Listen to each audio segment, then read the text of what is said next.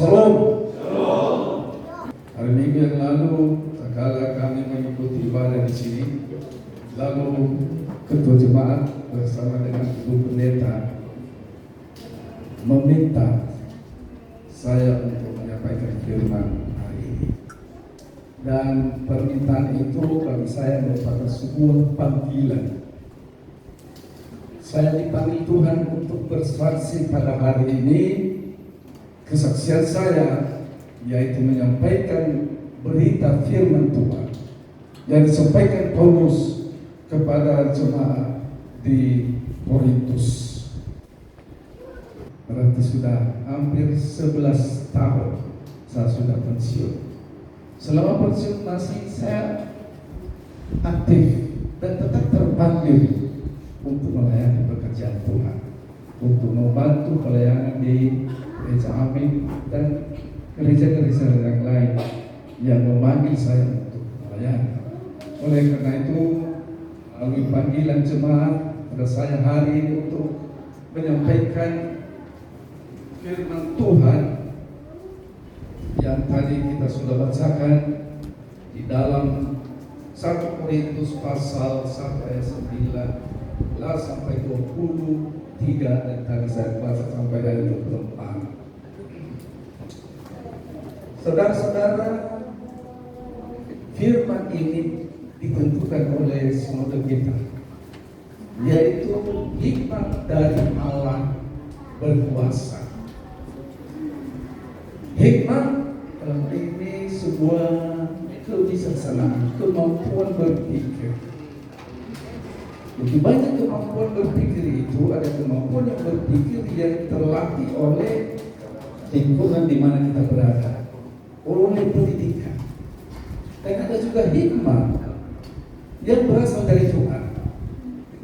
Dan itulah yang saya sampaikan kepada kita pada hari ini. Bagaimana, apa itu hikmat dari Allah, dan bagaimana memperoleh hikmat dari Allah, dan apa yang kita lakukan, apa yang kita perbuat setelah kita mengenal, mengetahui dan memiliki hikmat dari Allah itu. Untuk itu, bapak-bapak dan ibu saudara sekalian, bacaan tadi Paulus menulis surat kepada jemaat di Korintus. Minggu lalu kita sudah mendengarkan bagaimana dengan Korintus. Korintus sebuah kota besar, Korintus kota yang hebat, penduduknya orang pintar-pintar. Di situ ada Sokrates, di situ ada juga Plato, semua tokoh-tokoh filsafat dari sana. Dan kota Korintus ini memang letaknya sangat baik, sangat baik. Dia seperti jembatan, seperti tadi dikatakan jembatan, tempatnya itu seperti jembatan, sehingga Korintus ini sangat berpengaruh dalam perkembangan ekonomi, karena di sana ada pelabuhan. Mungkin dibayangkan seperti saat ini seperti Singapura. Singapura itu sebuah kota kecil, wilayahnya kecil, tapi dia lebih kaya daripada Indonesia. Karena apa? Karena berkat yang mengalir, karena posisinya sebagai daerah yang selalu dilalui oleh kapal-kapal dari berbagai negara. Oleh karena itu, Singapura lebih sejahtera dibanding dengan kita Indonesia. Saudara-saudara, Paulus menulis surat ini juga tak kalah dia mendengarkan berita terkait dengan jemaat Korintus yang baru dimulai oleh Paulus. Dia dapat dari siapa? Dari keluarga Chloe. Keluarga Chloe ini menyampaikan berita, informasi kepada Paulus bahwa jemaat yang sudah dimulai itu, yang sedang bertumbuh kembang itu, ada hal-hal yang perlu diluruskan. Apa itu yang perlu diluruskan? Minggu lalu kita sudah dengar bahwa ada perpecahan, ada perbedaan pendapat, ada golongan Paulus, ada golongan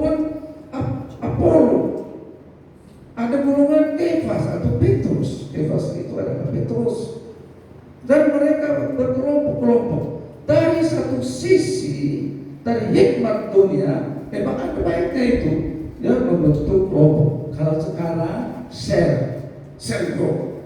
Nah, tidak salah kalau ada share group, tetapi yang ditegur ini berdampak negatif ini kelompok-kelompok itu, kelompok polos dalam arti mereka sangat mengagungkan Apolos, juga mengagungkan Paulus dan Kefas. Jadi karena mereka orang-orang pintar, banyak analisa ini dan itu, sehingga ada pro kontra, dan itu membuat perbedaan pendapat, membuat timbulnya kesalahpahaman yang bersahabat menjadi berseteru, terjadi persaingan negatif. Hal itu tidak membangun iman, tidak membangun jemaat. Oleh karena itu Paulus cepat-cepat dia menyampaikan kata-kata pengembalaan. Dia menyerahkan mereka, dia menegur mereka. Di mana orang-orang Korintus ini, jemaat Korintus itu, mereka mempunyai latar belakang yang sangat dominan. Ada dua, yaitu dominasi Yahudi dan dominasi Yunani.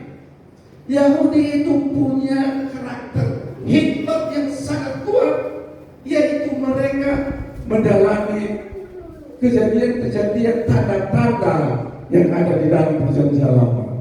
Di dalam perjanjian lama itu ada tanda-tanda yang tidak dilupakan. Apa itu? Laut berbelau terbelah dua tak kala bangsa Israel keluar dari Mesir. Bangsa Israel selalu mengingat bahwa mana itu turun dari surga tak kala mereka dalam kekurangan, tak kala mereka dalam kelelahan. Ada pertolongan yang luar biasa turun mana dari surga. Bahkan lebih daripada itu, Tuhan juga menyeimbangkan kesehatan mereka, menurunkan daging, yaitu burung puyuh. Turun burung puyuh tak kalah orang Israel itu mengatakan, kami mati kelaparan di sini Musa. Lalu Musa berdoa kepada Tuhan, dan Tuhan itu mendengarkan doa. Tuhan menurunkan burung puyuh untuk mengenyangkan bangsa Israel. Tetapi kita harus ingat, dengan turunnya burung puyuh berarti ada rezeki, ada durian runtuh, ya, istilah sekarang ada durian runtuh. Karena dapat durian runtuh, makan sekenyang kenyangnya. Lalu apa yang terjadi kepada bangsa Israel? Tak kalah ada daging burung puyuh yang turun itu tanpa susah mendapatkan, ada saja sudah tersedia sebuah makanan. Mereka makan banyak-banyak, akhirnya banyak yang mati kekenyangan. Tidak ada yang mati kelaparan selama perjalanan dari Mesir sampai ke tanah. Tapi ada banyak mati karena kekenyangan. Oleh karena itu hati-hati, terlalu banyak makan. Sekarang banyak orang sakit apa? Sakit urat, sakit asam urat, kolesterol, apalagi kalau terlalu banyak yang berlemak, wah, hati-hati dengan kolesterol dan penyakit lain. Bapak-bapak dan saudara-saudara sekalian, jemaat Korintus ini terhalang untuk menerima berita yang sudah ditaburkan oleh Paulus. Ada dua hal yang membuat mereka tidak menerima Injil atau menganggap Injil itu sebuah kebodohan, sebuah kelemahan, sebuah yang tidak menguntungkan, tidak menggembirakan. Apa itu? Itu terkait dengan budaya. Budaya orang Yahudi, ya itulah, mengingat apa yang sudah pernah terjadi. Maka Paulus mengatakan orang Yahudi mencari tanda-tanda, orang Yunani mencari, mengendaki hikmah. Apa itu hikmah? Hikmat itu di dalam sejarah filsafat, hikmat itu yaitu memikirkan mengapa ini ada dan bagaimana proses-prosesnya, sehingga akhirnya pada logika, ada logika, masuk akal atau tidak. Dan itulah yang memenuhi akal dan pikiran dan keberadaan bangsa Yunani. Apakah itu masuk akal atau tidak? Kalau tadi suku Yahudi tidak menerima Injil karena tidak sesuai dengan yang mereka harapkan, seperti budaya mereka bahwa bangsa Israel dulu pernah melihat tanda, ada tanda laut terbelah, ada burung, ada mana yang turun dari langit. Lalu bagi orang yang beragama, mereka memikirkan apakah yang disampaikan Paulus ini terkait dengan salib itu. Apa sih yang dibanggakan dengan salib itu? Salib itu bagi orang Yunani merupakan sebuah hukuman. Yesus itu disalibkan sesuai dengan hukuman orang kafir, sesuai dengan hukuman orang Yunani. Lain kalau di Yahudi, orang salah itu dihukum bukan disalib, tapi dilempar batu atau muka Allah. Ya, dilempar batu. Jadi dua filosofi pemikiran yang berbeda. Maka orang-orang Yunani menganggap berita Injil itu, berita salib itu sebuah kebodohan. Bapak-bapak dan ibu-ibu, hikmat yang mereka miliki itulah yang kita katakan hikmat dunia. Hikmat dunia itu tidak menyelamatkan. Hikmat dunia itu hanya membawa kesenangan sesaat, tetapi akhirnya mengecewakan. Contoh di dalam Alkitab ada yang namanya Naaman. Naaman itu seorang panglima perang Arab, raja Arab, panglima perang. Tak kalah dia sakit kusta. Lalu ada orang Israel yang mengatakan, wah panglima, tanda di Israel ada Nabi Elia, dia bisa menyembuhkan. Lalu tak kalah mendengar itu bagaikan halilintar yang datang di hati Naaman. Dia buru mau persiapkan diri, mau persiapkan hadiah untuk Nabi. Setelah sampai di Yerusalem, ketemu dengan Elisa. Apa kata Elisa? Dilaporkan kepada Elisa, ini panglima dari Aram mau didoakan, mau disembuhkan. Lalu apa yang dikatakan oleh Elisa? Izin, silakan panglima itu mencelupkan diri ke dalam air sebanyak 7 kali. Mendengar itu, ini mengecewakan Naaman. Dia mengatakan, dia membandingkan, dia menganalisa. Ini dia analisa, kalau di tempat kami di Aram, di situ banyak air yang lebih jernih dibanding dengan Sungai Yordan ini. Sungai Yordan ini keruh, air keruh. Memang tidak terlalu keruh, tidak seperti Sungai Ciliwung. Pada tahun 2015 saya juga ke sana, saya ambil sebagian air dari Sungai Yordan itu, dan luar biasa. Saya tahu ini bagus, jernih sebenarnya menurut kacamata saya, tapi nggak tahu kacamata daripada Naaman. Saya ambil, saya kasih di dalam tempat aqua. Saya bawa di dia sampai sekarang masih ada, masih sekalipun ada berkurang. Nah, itu analisa daripada Naaman. Naaman kecewa. Lalu ada seorang dayang-dayang yang katakan, turutilah. Dan melalui dayang-dayang ini masuklah yang namanya hikmat dari Allah. Ada perubahan pemikiran daripada Naaman. Dia mencoba, dia melakukan, dan dia mencelupkan diri ke dalam air, ke dalam Sungai Yordan. Dan apa yang terjadi? Setelah dia melakukan 7 kali mencelupkan diri ke dalam Sungai Yordan, apa yang terjadi? Penyakit kusta hilang. Kalau diikuti apa yang dikatakan oleh hamba Tuhan, oleh firman Tuhan, maka Tuhan menjawab segala persoalan kita. Kalau kita berdoa kepada Tuhan, Tuhan itu memberikan, dan dia mengatakan, minta diberikan, cari dan engkau mendapat, ketuk-ketuk pintu bagimu. Pintu tidak ditutup, bahkan terbuka. Jadi saudara-saudara Bapak Ibu, kalau kita memiliki hikmat dan taat, yaitu dalam arti mengikuti perintah taat kepada Allah, maka doa kita dan permohonan kita Tuhan jawab. Hikmat dunia itu tidak berkuasa untuk memenangkan kita. Sambungkan dengan hari ini dan esok. Esok itu hari ulang tahun kemerdekaan 81 tahun Indonesia merdeka. Kita punya tema sebuah terkat, yaitu Indonesia berdaulat, Indonesia adil, Indonesia sejahtera makmur. Itu sebuah terkat. Kapan bisa tercapai ide dan cita-cita ini? Hanya apabila para penguasa kita mempunyai hikmat yang dari Allah. Para penguasa kita merubah pemikiran seperti Naaman tadi. Karena Naaman merubah pemikiran, dia menurunkan, meruntuhkan kesombongan, keangkuhan, bakatnya, pengalamannya, dan dia menyerahkan diri kepada Tuhan. Tuhan itu adil, Tuhan itu Maha Kasih.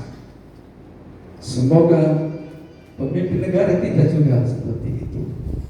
Memang kemarin kita banggakan ada peningkatan kesejahteraan tenaga kerja dengan membersihkan bawah 1 kilo saja dapat honor gaji berapa? 700.000. Kalau mampu dalam 1 hari 3 kilo, udah 2.100.000 itu sudah gaji golongan, kalau pegawai negeri golongan 3A. Itu luar biasa.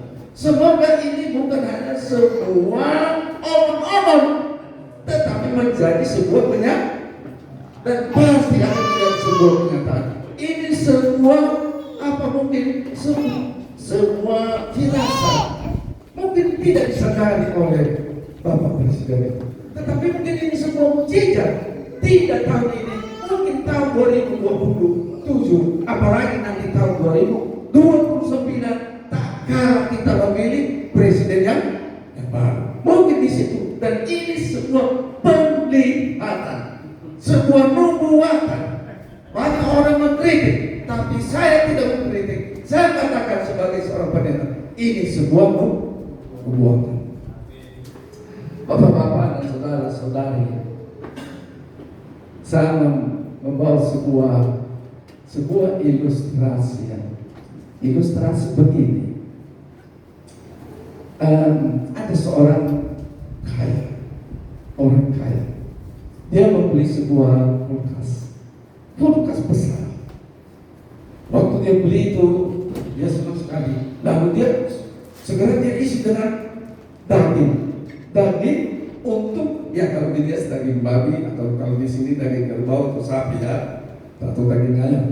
Yang penting diisi dengan daging untuk persiapan pesta 2-3 hari ke depan. Dia isi dengan, ya karena ada masuk pokoknya penuh.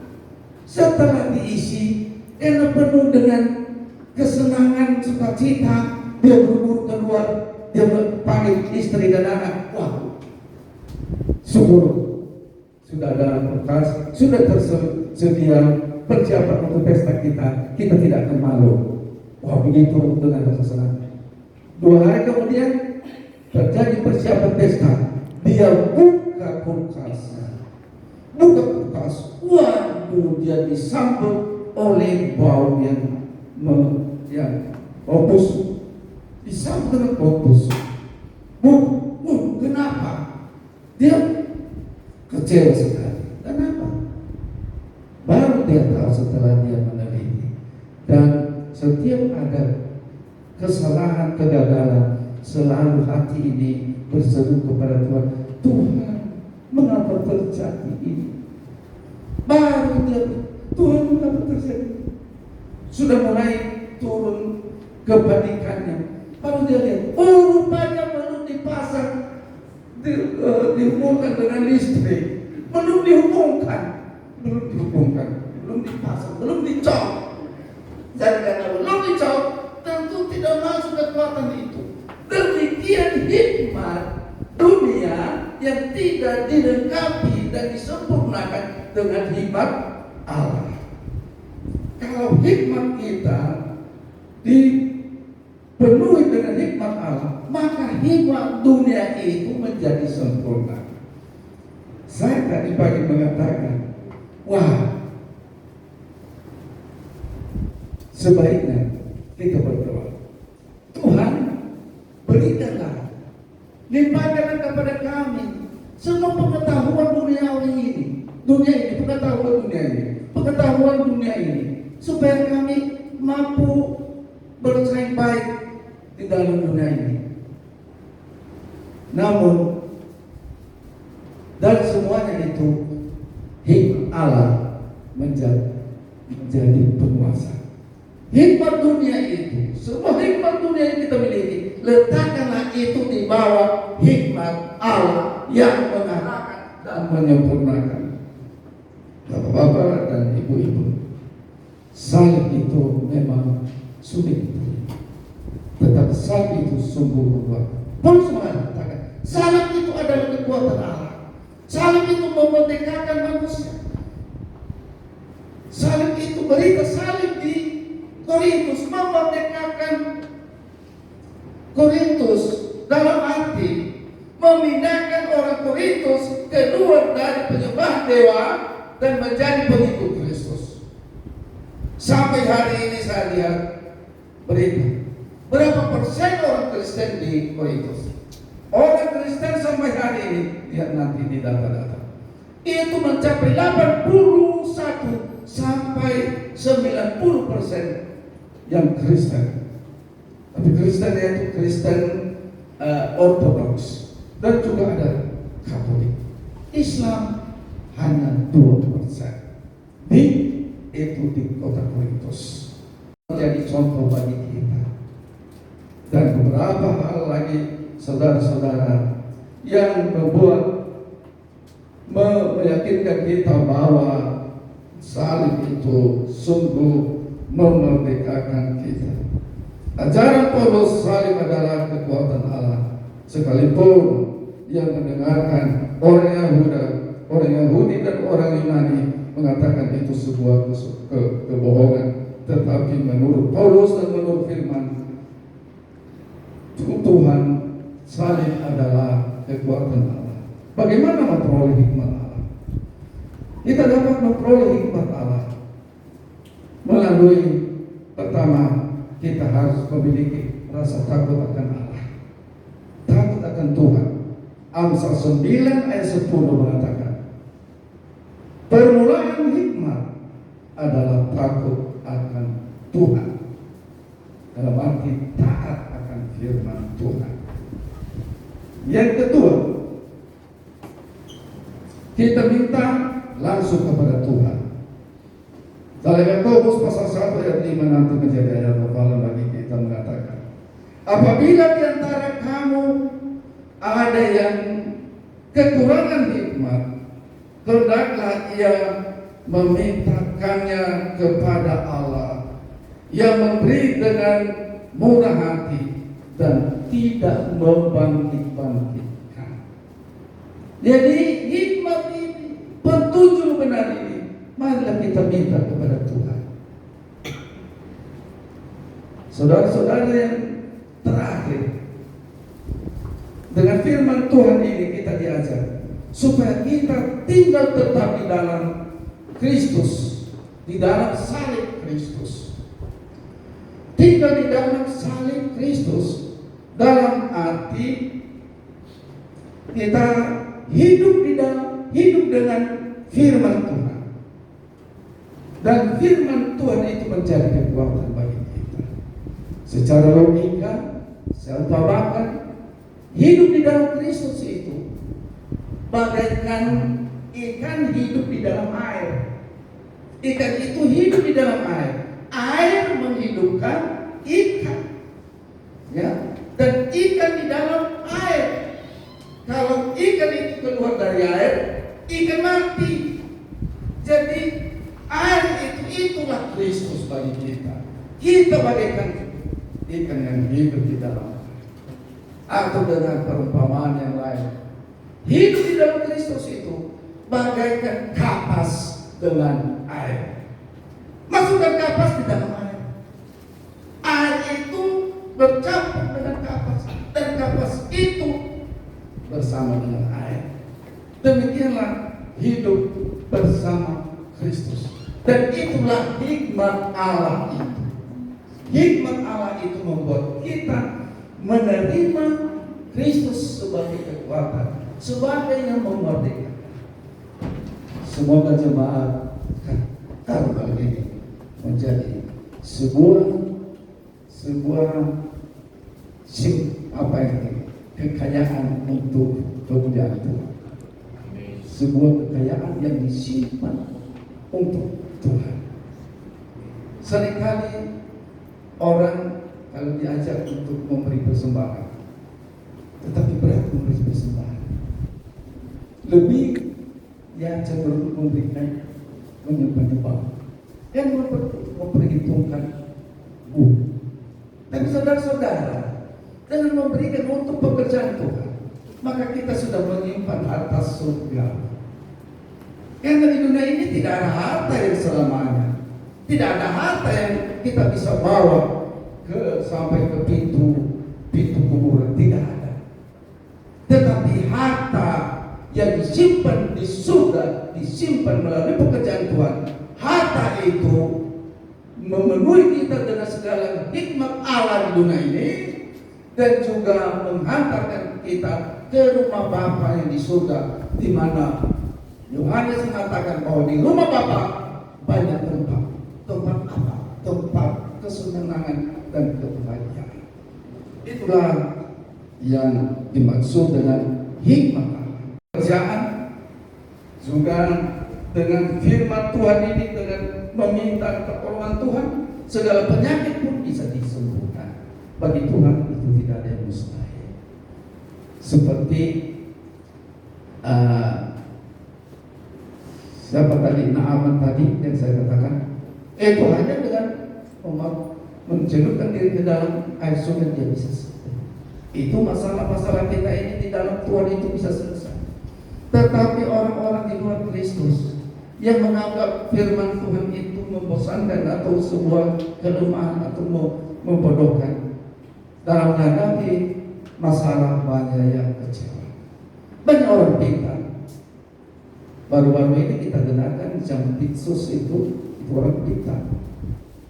Tetapi akhirnya yang tadi menghakimi orang sekarang dihakimi. Oleh karena itu hikmat dunia ini tidak bisa diandalkan. Tetapi bisa kita andalkan adalah firman Tuhan. Demikianlah firman Tuhan yang kami sampaikan pada hari ini. Semoga Tuhan memberkati kita semua. Ayat hafalan hari ini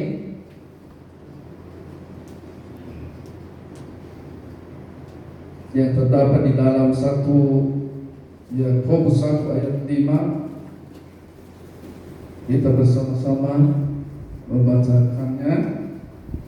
1, 2, 3. Tetapi apabila di antara kamu ada yang kekurangan hikmat, hendaklah ia memintakannya kepada Allah, yang memberikan kepada semua orang dengan murah hati dan dengan tidak membangkit-bangkit, maka hal itu akan diberikan